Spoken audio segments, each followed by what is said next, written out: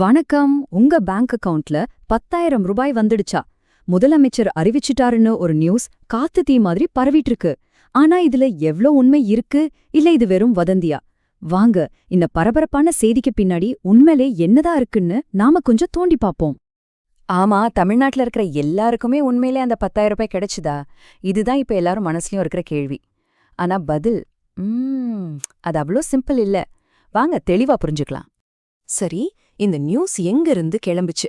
இதுல எது உண்மை, எது வெறும் பேச்சுன்னு நாம இப்போ ஒன்னொன்னா பிரிச்சு பார்க்க போறோம். நம்மளோட முதல் கேள்வி, இந்த 10,000 ரூபாய் பணம் எல்லாருக்கும் கிடைச்சுதா இல்லையா? வாங்க இதுக்கான பதில முதல்ல பாப்போம். ஆமாங்க, 10,000 ரூபாய் கொடுத்த விஷயம் நிஜம்தான். ஆனா இங்கதான் ஒரு சின்ன ட்விஸ்ட். அது தமிழ்நாட்டுல இருக்கிற எல்லாருக்குமே கிடையாது, ஒரு குறிப்பிட்ட ரொம்ப முக்கியமான ஒரு குரூப்புக்கு மட்டும்தான். சரி, அவங்க யாருன்னு தானே கேக்குறீங்க? அந்த பணம் நேரா போய் சேர்ந்தது நம்ம டீச்சர்ஸ்க்கு. ஆமாங்க, இது நம்ம கவர்மெண்ட் ஸ்கூல்ஸ்ல வேலை பார்க்குற பகுதி நேர ஆசிரியர்களுக்காக வந்த ஒரு ஸ்பெஷல் அனௌன்ஸ்மெண்ட். அதாவது இந்த 10,000 ரூபாய் அரசு பள்ளி பகுதி நேர ஆசிரியர்களுக்கு ஒரே ஒரு தடவை கொடுக்கற ஒரு சிறப்பு தொகை. அவங்க ரொம்ப வருஷமா கேட்டுட்டு இருந்த ஒரு கோரிக்கை இது. அதை ஏத்துக்கிட்டு தான் கவர்மெண்ட் இந்த முடிவை எடுத்திருக்கு. இன்னொரு விஷயம் நல்லா நோட் பண்ணிக்கோங்க, இது மாசம் மாசம் வர சம்பளம் மாதிரி இல்ல. இது மே மாசத்துக்கு மட்டும் கொடுத்த ஒரு ஸ்பெஷல் பேமெண்ட், அவ்வளோதான். இங்கதான் நிறைய பேருக்கு ஒரு கன்ஃபியூஷன் வருது. வாங்க இது ரெண்டா பிரிச்சு பார்க்கலாம். ஒன்னு, அவங்களோட மாதாந்திர சம்பளம். அது ஒரு 5,000 ரூபாய் ஏத்திருக்காங்க. சோ இனிமே அவங்களுக்கு 17,500 ரூபாய் மாச சம்பளம். இது பெர்மனன்ட்.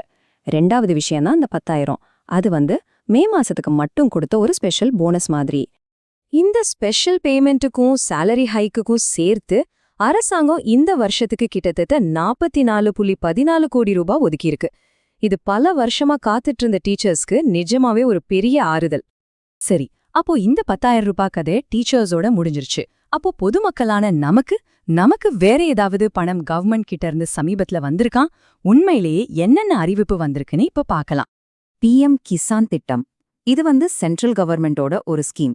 சிம்பிளா சொல்லணும்னா, சொந்தமா நிலம் வச்சிருக்கிற விவசாய குடும்பங்களுக்கு ஃபினான்ஷியல் சப்போர்ட் பண்றதுதான் இந்த திட்டத்தோட மெயின் நோக்கம்.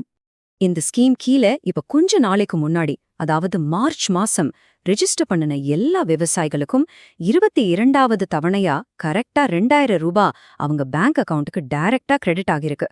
இது நிஜமாவே மக்களுக்கு கிடைச்ச பணம்.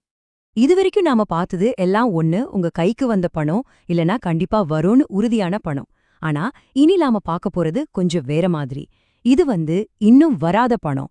எதிர்காலத்துல ஒருவேளை வரலான்னு சொல்லப்படுற எலெக்ஷன் வாக்குறுதிகள். நல்லா ஞாபகம் வச்சுக்கோங்க, இப்போ நான் சொல்ல போறது இப்போ கிடைக்கிற பணம் கிடையாது.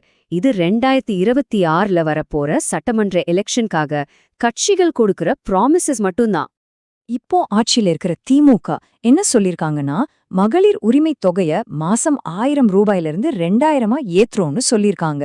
அதே நேரத்துல அதிமுக அவங்க ஆட்சிக்கு வந்தா ஒரே ஒரு தடவை 10,000 ரூபாய் கருணை தொகையா கொடுப்போம்னு அறிவிச்சிருக்காங்க. மறுபடியும் சொல்றேன், இது ரெண்டுமே வெறும் வாக்குறுதிகள் தான்.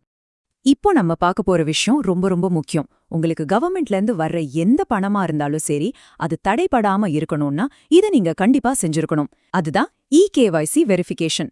நீங்க பண்ணிட்டீங்களா? கவர்மெண்ட் ரொம்ப ஸ்ட்ரிக்டா ஒரு வார்னிங் கொடுத்திருக்கு. அதாவது EKYC வெரிஃபிகேஷனை நீங்க முடிக்கலன்னா உங்களுக்கு வர எந்த ஒரு அரசு பணமா இருந்தாலும் சரி, அது உடனே நிறுத்தப்படும்னு சொல்லியிருக்காங்க. சோ இதை சாதாரணமா எடுத்துக்காதீங்க. அப்போ இதை எப்படி சரி பண்றது? ரொம்ப சிம்பிள்ங்க. முதல்ல உங்க ரேஷன் கார்டோட ஆதார் கார்டை லிங்க் பண்ணிட்டீங்களான்னு செக் பண்ணிக்கோங்க. ரெண்டாவது, நீங்க PM கிசான் பணம் வாங்குறவரா இருந்தா உங்க பேங்க் அக்கவுண்டோட ஆதார் கரெக்டா லிங்க் ஆயிருக்கான்னு பாத்துக்கோங்க. இந்த EKYC வேலையை மட்டும் நீங்க பக்காவா முடிச்சிட்டீங்கன்னா உங்களுக்கு வரவேண்டிய பணம் எந்த தடையும் இல்லாம வந்து சேரும். சரி, இன்னைக்கு நாம எது உண்மையான அறிவிப்பு, எது வெறும் தேர்தல் வாக்குறுதின்னு தெளிவா பார்த்தோம். கூடவே நம்ம பணம் நமக்கு சரியா வந்து சேர என்ன பண்ணணும்னு தெரிஞ்சுக்கிட்டோம். இப்போ கடைசியா உங்ககிட்ட ஒரு கேள்வி. இந்த மாதிரி பணத்தை வச்சு கொடுக்கிற வாக்குறுதிகள் உங்க ஓட்ட முடிவு பண்ணுமா? யோசிச்சு பாருங்க. மீண்டும் சந்திப்போம்.